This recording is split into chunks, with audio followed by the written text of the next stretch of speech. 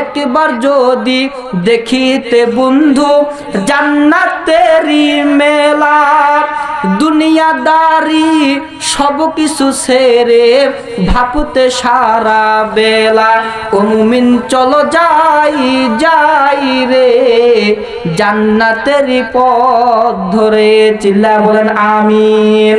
আরো জোরে জোরে বলেন না ভাই আমিন। আমরা সকলেই তো জান্নাত চাই, জোরে জোরে বলেন চাই। সকলে আমরা জান্নাত চাই। তাহলে 2 নাম্বার শর্ত হচ্ছে, নবী আমার কয় পেটের ভেতরে কখনো হারাম টাকা রাখা যাবে না।